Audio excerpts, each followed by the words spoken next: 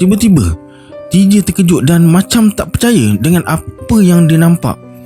Kelima-lima jari datuk TJ merekah dan retak seribu dari rekahan tu keluar air jernih menitik atas lantai. Beberapa saat kemudian, kelima-lima jari datuk TJ kembali ke bentuk asal. Wajah Pak Hassan kembali merah.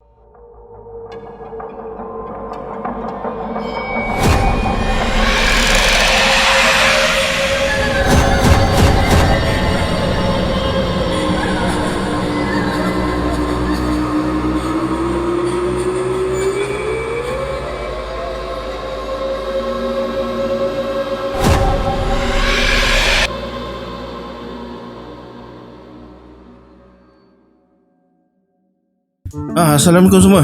Kembali lagi bersama saya Syarul. Terima kasih sebab dah klik video ni. Semoga yang menonton video ni ditambahkan rezeki dan dipermudahkan urusan dunia dan akhirat. Lama betul tinggal cerita bercakap dengan jin ni. Kepada yang nanti cerita ni, saya minta maaf banyak-banyak sebab lama sangat tak buat cerita ni. Nasib baiklah jumpa sambungan dia sebab sebelum ni hilang pula. Tapi sebelum tu, yang mana belum subscribe, please subscribe dan tekan loceng notification. Loceng notification sekali tanpa membuang masa. Jom, let's jump to Rabau Seram.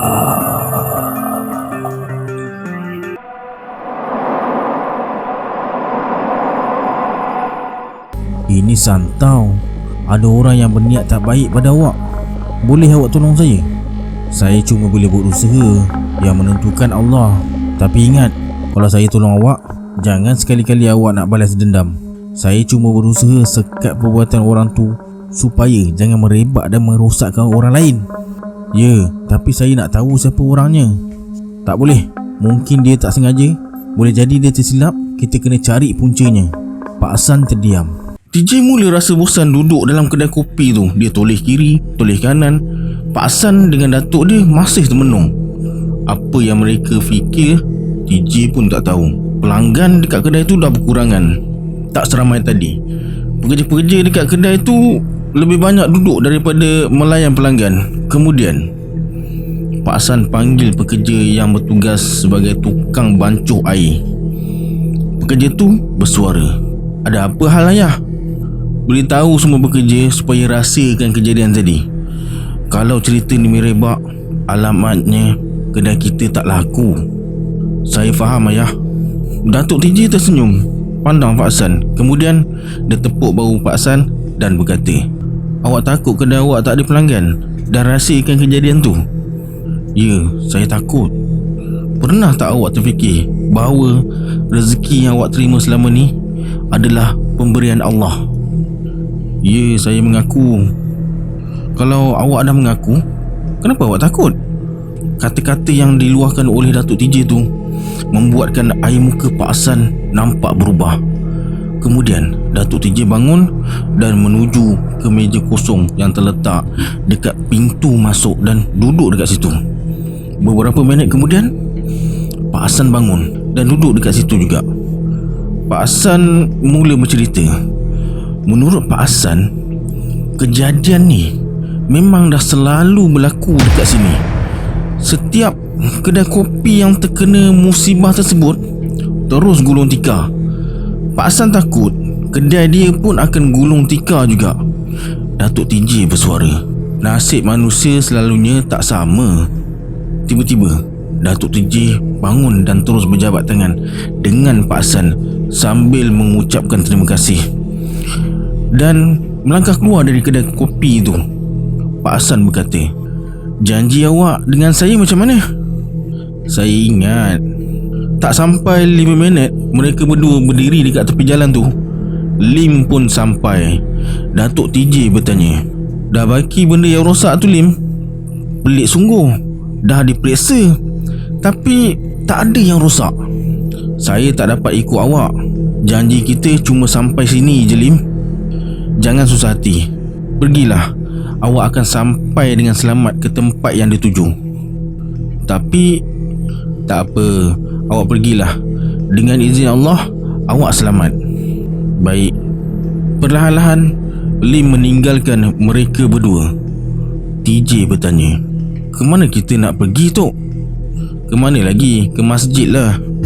Baru 10 langkah mereka berjalan, mereka terpaksa berhenti sebab Pak Hassan mengejar mereka dari belakang sambil memanggil-manggil nama Datuk TJ. Anehnya, Datuk TJ tak hiraukan langsung dengan panggilan Pak Hassan tu. Dia terus je melangkah dan terus melangkah. Sebaik saja Pak Hassan berhenti dekat TJ. TJ bersuara, "Jangan risau, Datuk saya akan tunaikan janjinya dengan pakcik." "Dia nak ke mana tu?" "Ke masjid, baca Quran dan berzikir." "Baik, ajak Datuk awak duduk dekat rumah saya. Lagi baik." "Saya tak berani nak beritahu dia. Saya rasa jangan ganggu dia. Kalau ada apa-apa hal, jumpa je waktu solat Zuhur nanti." "Datuk awak ni pelik orangnya." "Memang Datuk saya ni pelik, tapi peliknya tak menyusahkan orang lain. Tak pernah mungkin janji." "Tak apalah pakcik, saya pergi dulu." TJ terus berlari mendapatkan Datuk dia. Bila sampai dekat masjid, Datuk TJ ambil air sembahyang dan buat solat sunat. Dan dia buat keputusan untuk beriktikaf di masjid untuk buat amal ibadat. Lebih kurang pukul 12.30 tengah hari, seorang lelaki dalam lingkungan usia 80-an masuk ke masjid. Janggut dan misainya dah putih, tapi kulit mukanya tegang dan matanya kelihatan bercahaya. Orang tua tu melakukan solat sunat masjid. Selesai solat sunat, dia duduk di satu sudut masjid dan terus berzikir dengan khusyuk. Bila Datuk TJ berhenti baca Quran, orang tua tu pun berhenti berzikir. Datuk TJ terus datang dekat dia. Mereka bersalam-salaman. Masa Datuk TJ dan orang tua tu berbual, TJ bangun dan duduk bersendirian dekat pintu masjid. Beberapa minit kemudian, orang tua tu bangun dan terus pukul beduk menandakan waktu Zuhur dah tiba. Kemudian orang tua tu bertanya pada Datuk TJ, "Siapa nak azan? Saya atau awak?" "Biarlah orang muda yang azan." "Siapa orangnya?" "Cucu saya." Orang tua tu terus pandang TJ dan menghampirinya. Kemudian berkata, "Tunaikan permintaan datuk kamu. Dengar cakap orang tua pada jalan kebaikan, diberkati oleh Allah. Cepat tamah." Selesai melaungkan azan, TJ tengok ada 5-6 orang penduduk dah berada dalam masjid. Semayang Zuhur tu diimamkan oleh orang tua tersebut. Selesai solat dan berdoa, orang-orang kampung pun tinggalkan masjid menuju ke rumah masing-masing. Tak lama lepas tu, Datuk TJ sandarkan badannya ke dinding masjid. TJ bersuara, "Orang tu tak datang, Tok." "Tak apalah, agaknya dia ada hal. Malam nanti dia mesti datang cari kita." Tiba-tiba orang tua tu segera bangun dan menghampiri Datuk TJ. Dia berkata, "Awak jangan ke mana-mana. Saya nak balik dulu. Lepas tu saya datang jumpa awak." "Apa halnya?"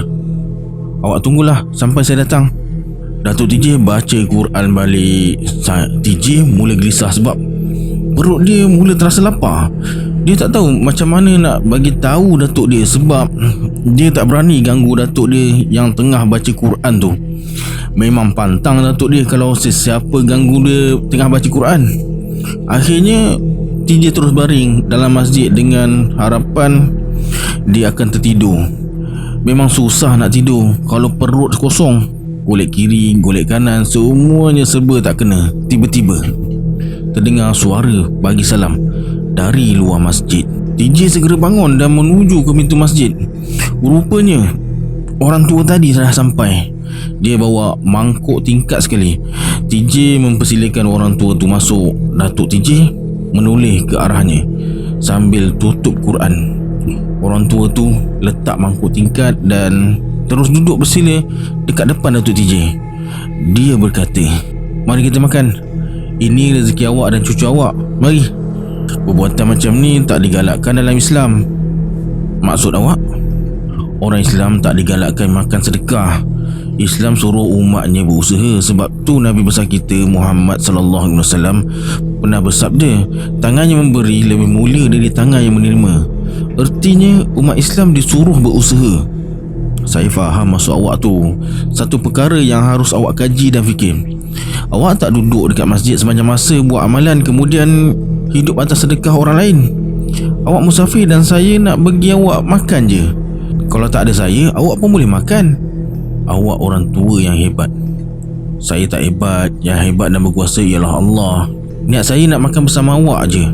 Mereka pun makan bersama. Bila selesai makan, TJ bersihkan mangkuk tingkat orang tua tu. Lepas TJ serahkan mangkuk tingkat orang tua tu, dia ajak Datuk TJ duduk dekat serambi masjid dan berbual panjang dengan Datuk TJ. Orang tua tu beritahu Datuk TJ dia berasal dari Bangka Hulu. Bila berhijrah ke Semenanjung Tanah Melayu, dia menetap di sebuah kampung di dalam kawasan Batang Kali yang dikenali dengan nama Genting Malik. Masa zaman pemerintahan Jepun, dia telah membunuh 3 orang tentera Jepun dengan parang panjang yang merogol seorang gadis jirannya. Akibatnya, tentera Jepun mengamuk dan menyeksa orang-orang kampung. Dia sampai di Kerling, lepas cukur rambut dan menyamar sebagai orang asli. Menurutnya lagi, semasa di kampung Genting Malik, dia dikenali sebagai Ujang Silat. Tapi bila menetap di Kerling, namanya bertukar jadi Mahyudin. Pada mulanya, dia tinggal jauh di pedalaman. Kemudian bila orang putih perintah Malaya balik, dia dibawa oleh anak angkat dia tinggal berhampiran masjid ni. Datuk TJ bertanya, awak tak ada isteri? Tak ada, tapi ramai anak angkat. Selepas solat asar, orang tua tu jemput TJ dan Datuk ni ke rumah. Rumahnya terletak kira-kira 200 meter dari masjid. Kedudukannya agak terpisah dari rumah-rumah yang lain. Ada 2 bilik, 1 bilik tidur dan 1 bilik solat. Manakala di sebelah kanan sudut bilik tu terdapat beberapa bilah senjata seperti lembing, pedang keris dan parang panjang. Sambil menatang parang panjang yang terdapat kesan darah kering bercampur dengan karat, dia berkata, parang ni lah yang bunuh askar Jepun. Kemudian Datuk TJ ceritakan tujuan sebenarnya kenapa dia menginap dekat masjid. Orang tua tu berkata, niat awak baik, tapi jangan terkejut bila kerja awak selesai. Apa yang awak fikirkan tak sama dengan apa yang awak alami. Apa maksud awak? Tak payah saya terangkan jawapannya. Awak akan tahu sendiri. Tiba-tiba Datuk TJ minta diri. Macam ada sesuatu yang tak kena. Orang tua tu izinkan. TJ dengan Datuk dia teruskan perjalanan. Sebaik saja sampai dekat pokok besar berhampiran masjid, Pak Hasan muncul dari balik pokok. Datuk TJ terus menyapanya. Dia hanya anggukkan kepala je. Kemudian dia berkata, kau baru balik dari rumah Mahyudin? Ya, kenapa? Saya syak dia yang buat benda ni. Jangan mudah syakwa sangka pada seseorang kalau tak ada bukti. Pak Hasan ajak Datuk TJ ke rumahnya dengan alasan memudahkan Datuk TJ datang bila dijemput pada sebelah malam nanti. Datuk TJ berkata, saya akan pergi ke rumah awak, tapi saya tak akan naik ke rumah dan minum. Kenapa? Itu sebahagian dari petua. Saya tak akan makan atau minum di rumah orang yang memerlukan pertolongan dari saya. Tak apalah. TJ dengan Datuk dia pun ikut Pak Hasan dari belakang. Sepanjang jalan ke rumahnya, TJ senyum sebab syarat yang Datuk dia kenakan adalah syarat yang sengaja diadakan. Mungkin Datuk dia buat macam tu dengan tujuan tertentu. Sebaik saja sampai di rumahnya, perkara pertama yang Datuk TJ buat ialah berdiri di pangkal tiang seri rumahnya. Kemudian mengelilingi kawasan rumahnya 2-3 kali sambil petik daun hati-hati yang ditanam di setiap penjuru rumah. Datuk TJ berkata, kami balik dulu. Silakan, tapi bila awak nak datang tolong saya? Malam ni saya datang. Pukul berapa?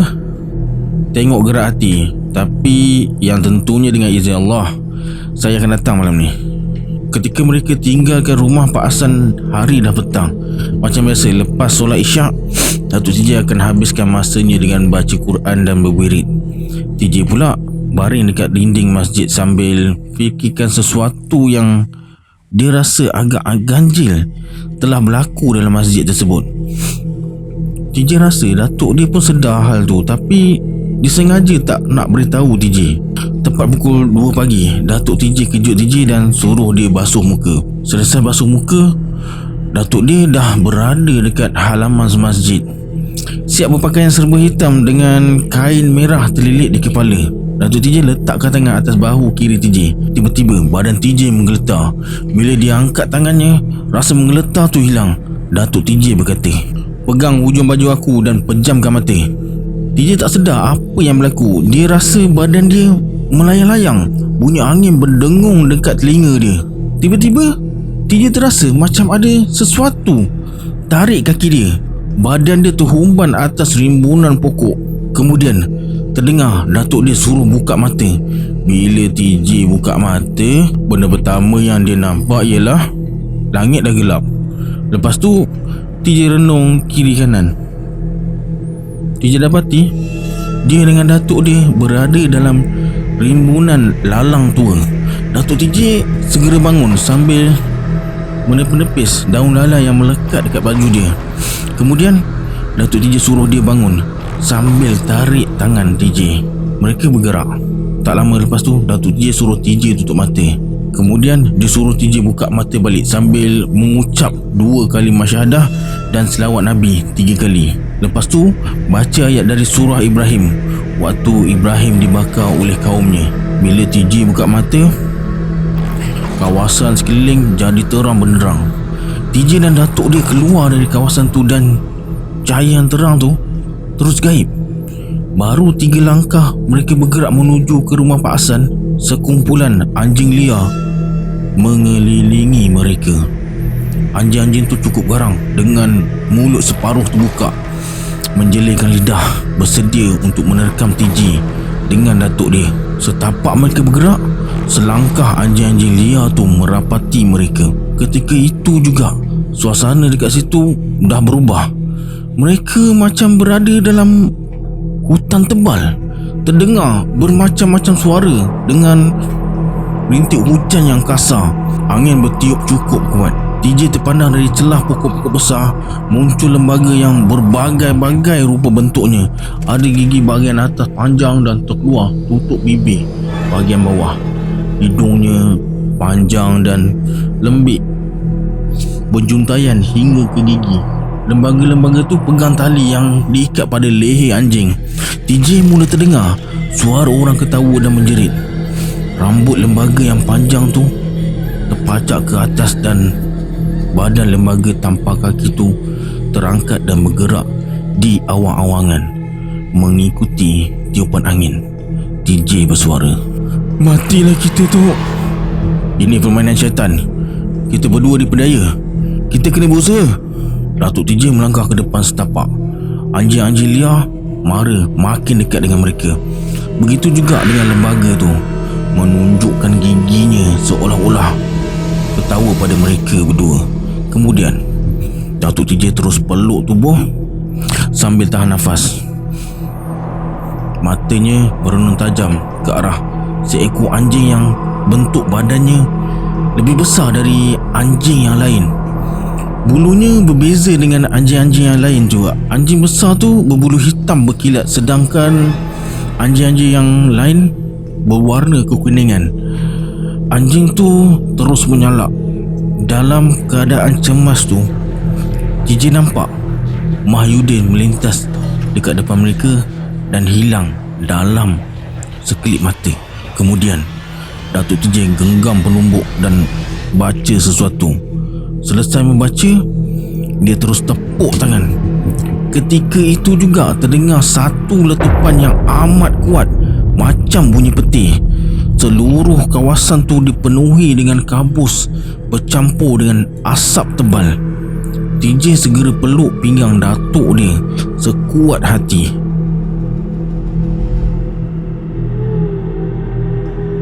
Kemudian TJ terdengar suara orang ketawa. Bila suara orang ketawa tu berhenti, terdengar pula bunyi tapak kaki binatang tengah berlari. TJ dah ketakutan. Bulu tengkuk dia dah meremang. Tiba-tiba TJ rasa bahu kanan dia dipegang. Badan dia terus menggeletar. Kemudian Datuk TJ bersuara, "Tamah, kau cucu tok kena berani. Hanya orang yang berani dan tegas je yang boleh hidup dalam dunia yang penuh dengan tipu daya ini. Kemudian TJ buka mata. Dia dah berada dekat halaman rumah Pak Hassan. TJ bertanya, "Tok, apa dah jadi?" "Kita diuji. Kita kena lawan. Kalau kita lari, bererti kita akan mati." Datuk TJ segera merenung ke langit. Ada bulan sabit yang mula didekati oleh awan hitam. Angin terus bertiup. Sayup-sayup terdengar suara burung hantu. Sesekali terdengar bunyi serigala di kaki bukit. Semuanya menjadikan suasana malam tu cukup seram dan menakutkan. Bila TJ renung ke arah kaki bukit, terlihat kabus putih memanjang naik ke udara. Kabus tu bagaikan bergerak menuju ke arah mereka. Biasanya kabus tak akan terus naik ke atas langit, tapi kabus tu memang pelik. Bentuknya seakan-akan pokok besar tanpa dahan dan ranting. Tiba-tiba kabus tu kepung mereka berdua. Pemandangan kelihatan putih macam kain kapan pembalut mayat. Datuk TJ masih tak beranjak. Dia masih tak peduli dengan apa yang terjadi dekat depan matanya. Dalam sekelip mata, kabus tu jadi manusia berkepala tengkorak. Dari leher hingga ke perut berbentuk badan ular sawa. Dari bahagian perut hingga ke bahagian lutut berbentuk ruas buluh, tapi tak berkaki. Keadaannya tergantung-gantung. Jumlahnya bukan sikit, terlampau banyak. Semua manusia tengkorak tu bergerak sambil ketawa yang memanjang.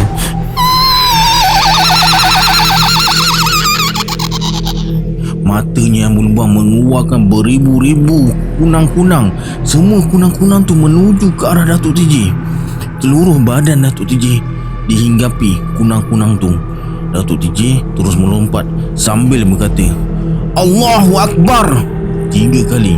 Kunang-kunang tu terus hilang. Kemudian Datuk TJ terus membaca sesuatu sambil buka kain ikat kepalanya. Dalam pada masa yang sama, terdengar bunyi letupan. Api pun menyambar seluruh kawasan tempat lembaga putih tu berdiri. Suara tangisan mula kedengaran. Api marak tu terpadam. Mereka berada dekat halaman rumah Pak Hassan. Datuk TJ bersuara, "Kita balik, Tamah. Kalau kita mara, buruk padahnya." Mereka pun mulakan langkah untuk balik. Tak lama kemudian, TJ ternampak macam ada bayang-bayang manusia melintas dekat depan mereka berdua. TJ berkata, "Apa benda tu, Tok?" "Kau diam." Bayang-bayang tu terus hilang. Tiba-tiba muncul pula seekor kucing hutan yang berbulu tebal. Matanya merah menyala, merenung ke arah mereka sambil buka mulutnya luas-luas. Kucing hitam tu pun gaib dalam sekelip mata. Kemudian TJ terdengar datuk dia bercakap ke arah tempat bayang-bayang manusia dan kucing hitam tu gaib. "Sudahlah, tak guna bersembunyi. Ilmu dunia tak ada yang kekal. Semuanya sementara dan ilmu tu akan lemah kuasanya mengikut umur dan kekuatan diri. Bukankah kita ni hamba Allah?" Bila Datuk TJ selesai bercakap, terdengar salakan anjing macam mengejar sesuatu di kawasan yang tak jauh dari tempat mereka berhenti tu. Mereka berdua teruskan perjalanan. Akhirnya mereka sampai di kaki tangga masjid. Datuk TJ terus basuh kaki dan badan dekat perigi. Kemudian dia ambil air semayang. Selalu bila Datuk TJ berada dalam masjid, dia terus baca Quran sampai waktu subuh. Masa yang sikit tu TJ gunakan untuk tidur.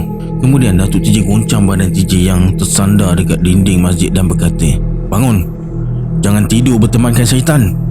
Bila TJ buka mata, orang-orang kampung dah berada dalam masjid. TJ bersuara, "Saya mimpi, Tok." "Mimpi apa?" "Saya terdengar suara orang nyanyi lagu Pasir Roboh, Tok." "Ah, yang kau dengar tu suara azan. Syaitan cuba hayalkan kau. Pergi ambil air semayang."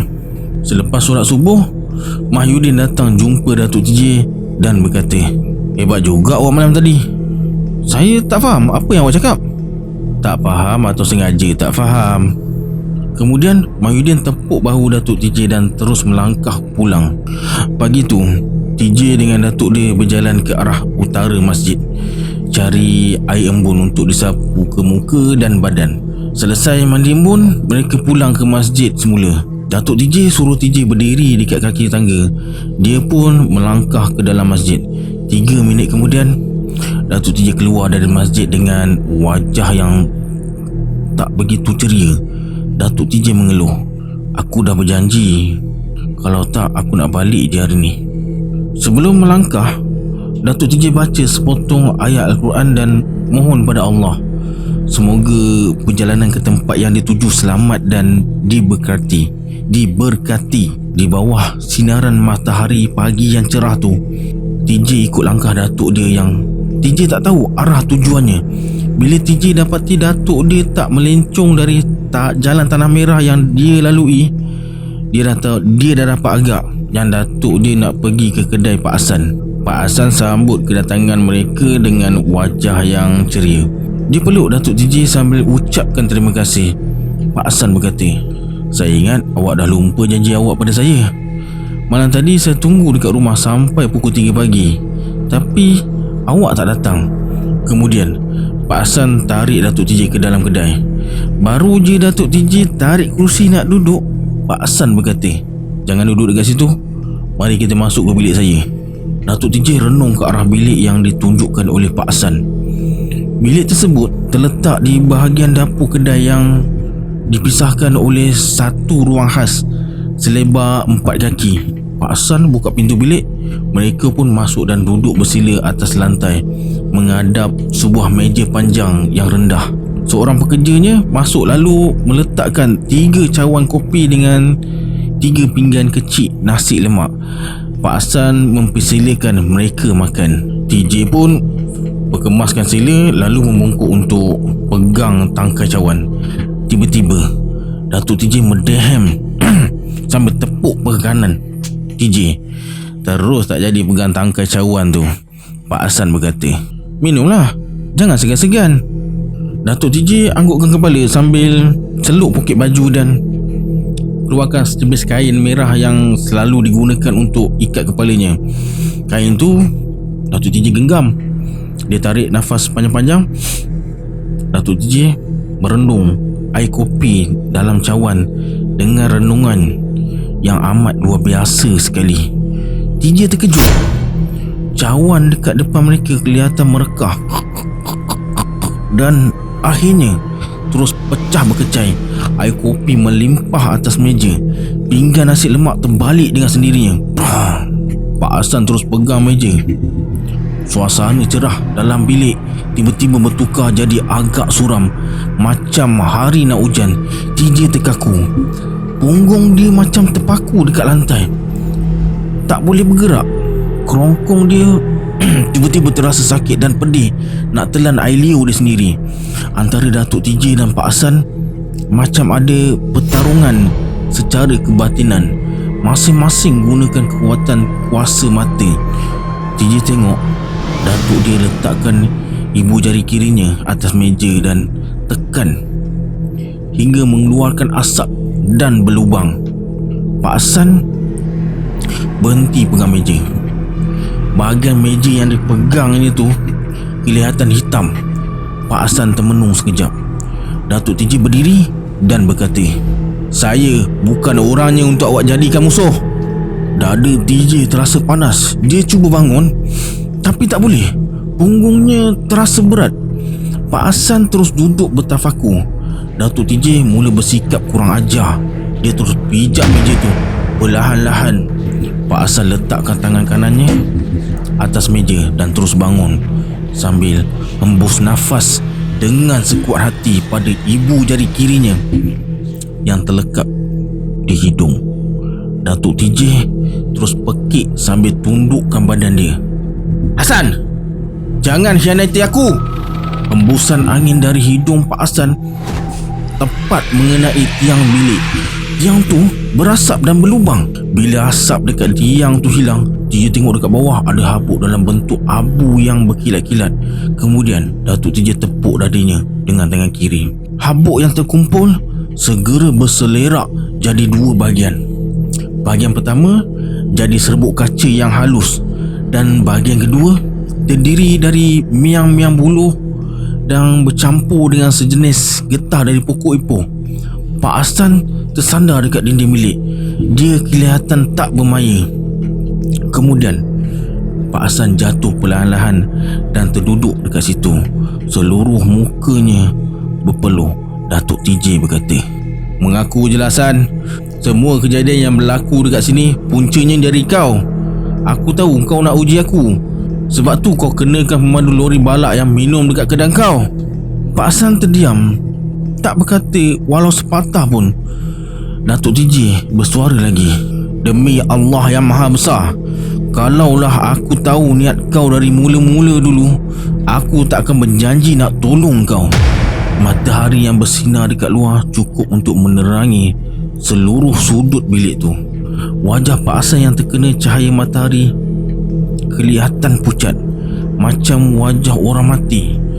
Datuk TJ segera menghampiri Pak Hassan dan letakkan tangan kanannya atas bahu Pak Hassan.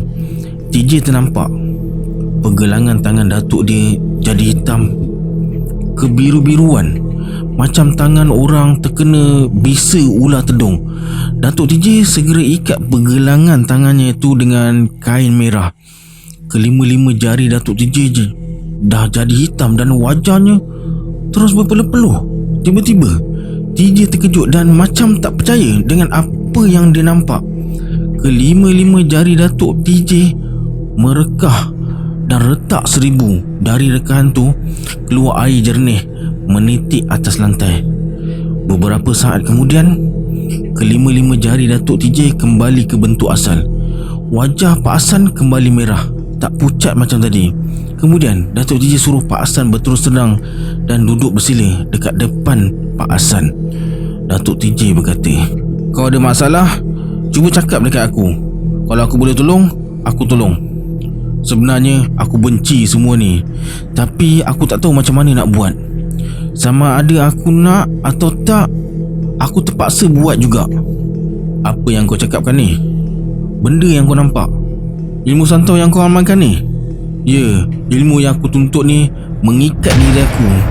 Kalau aku tak lakukan apa yang aku janji masa menuntut dulu, anak bini aku jadi korban. Kerana sayangkan anak bini, orang lain kau korbankan?" "Ya, aku terpaksa." Datuk TJ termenung. Dia kurang yakin dengan apa yang dikatakan Pak Hassan. Dia merasakan kata-kata tu merupakan satu perangkap Pak Hassan untuk uji sejauh mana kekuatan Datuk TJ. Datuk TJ berkata, "Maafkan aku Hassan. Apa yang terjadi bukanlah niat aku untuk cabang kau. Semua yang aku lakukan sebab nak tolong kau." "Aku faham." Kemudian Pak Hassan bangun dan ajak Datuk TJ duduk di satu sudut bilik berdekatan dengan pokok buluh au. Pada mulanya Datuk TJ keberatan, tapi lepas Pak Hassan ubah kedudukan pasu besar yang ditanam dengan pokok buluh au tu ke tempat lain, barulah Datuk TJ setuju. Datuk TJ berkata, "Ingat Hassan, yang kita cari kebaikan, bukannya pergaduhan." "Saya faham. Kalau kau dah faham, ikut syarat aku." "Apa syaratnya?" "Duduk berhadapan. Kedua-dua kepala lutut kau bertemu dengan kepala lutut aku. Tangan kanan aku tindih tangan kanan kau. Setuju?" "Setuju." Datuk TJ tersenyum. Dia dapat baca hati dan perasaan Pak Hassan dan mula sedar Pak Hassan betul-betul berniat baik. Sebenarnya syarat yang dikenakan oleh Datuk TJ tu bawa keuntungan pada dia. Datuk TJ pertemukan kepala lututnya dengan kepala lutut Pak Hassan. Sebenarnya Datuk TJ kunci pergerakan Pak Hassan, dan bila Datuk TJ tindih tangan kanan Pak Hassan dengan sendirinya, racun santau yang berada di celah-celah kuku Pak Hassan akan jadi tawar. Datuk TJ bertanya, "Apa masalah kau Hassan?" "Aku merasakan saat kematian aku dah dekat. Boleh jadi dalam tempoh sebulan 2 lagi." "Macam mana kau tahu semuanya ni?" "Mengikut firasat ilmu yang aku tuntut, menunjukkan ada tanda-tanda yang aku akan mati." Salah satunya, aku selalu menangis bila nak tunaikan janji yang aku buat masa menuntut dulu. Aku takut dengan ilmu yang aku amalkan dan aku merasakan diri aku terlalu jauh dengan Allah. Kemudian Datuk TJ pejamkan mata. TJ terdengar bunyi pintu diketuk. Datuk TJ suruh TJ buka pintu, tapi bila pintu dibuka, tak ada sesiapa dekat luar. TJ mula terasa seram. Dia tutup pintu balik. Bila dia nak duduk, terdengar lagi ketukan pintu, tapi kali ni Datuk TJ tak bagi syarat supaya jangan pedulikan. Tiba-tiba pintu tu terbuka dan tertutup dengan sendiri. Tap, tap, tap. Kemudian Datuk TJ suruh Pak Hassan ceritakan apa yang tersimpan dalam hati dia.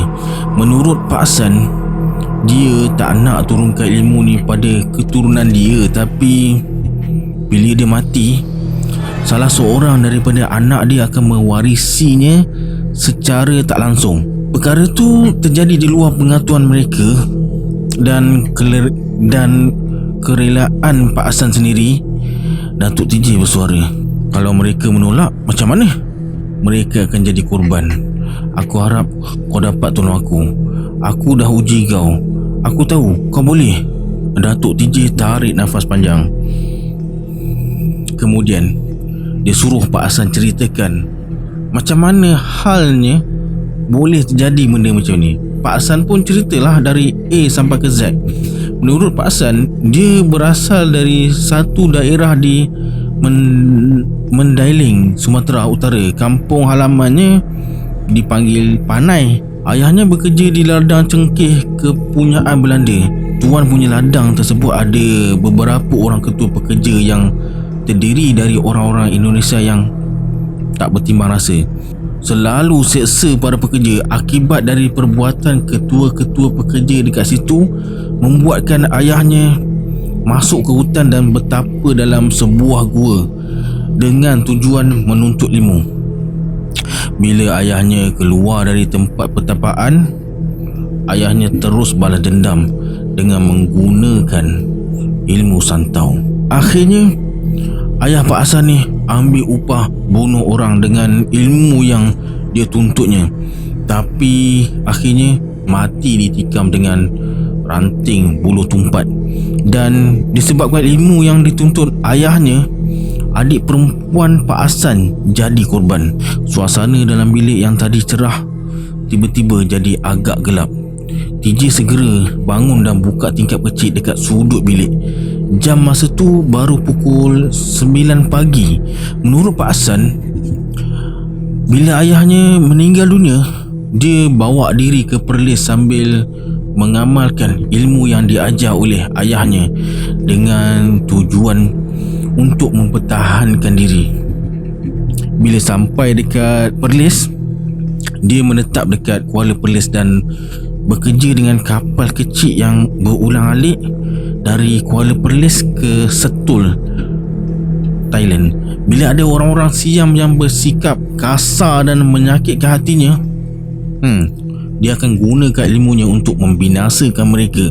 Akhirnya Pak Hassan bernikah dengan orang Kuala Perlis dan berpindah ke Alustar dengan azam untuk buang ilmu tersebut. Tapi tak berjaya. Anak pertama dia jadi korban, mati muntah darah. Sejak tu dia terus mengamalkannya. Pak Hassan tak sanggup lagi nak jadi pembunuh. Paling kurang setahun mesti seorang dia kena korbankan dengan santau. Kalau tak, dia akan jadi korban.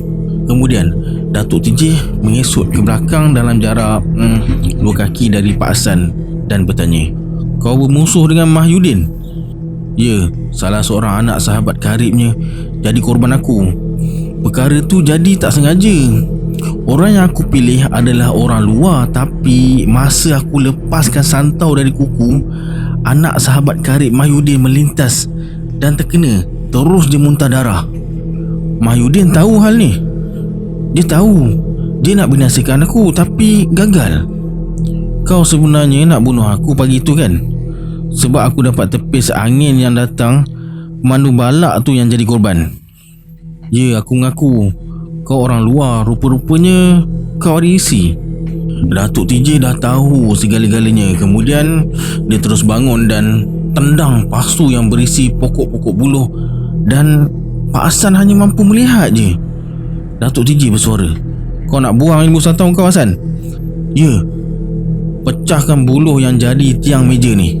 Bila tiang meja dari buluh tu dipecahkan, seluruh lantai bilik dipenuhi dengan kaca-kaca yang halus, rambut dan serbuk dari miang buluh. Datuk TJ bertanya, "Ini ibu santau?" Pak Hasan anggukkan kepala. Datuk TJ tak berani pegang benda-benda tu semua.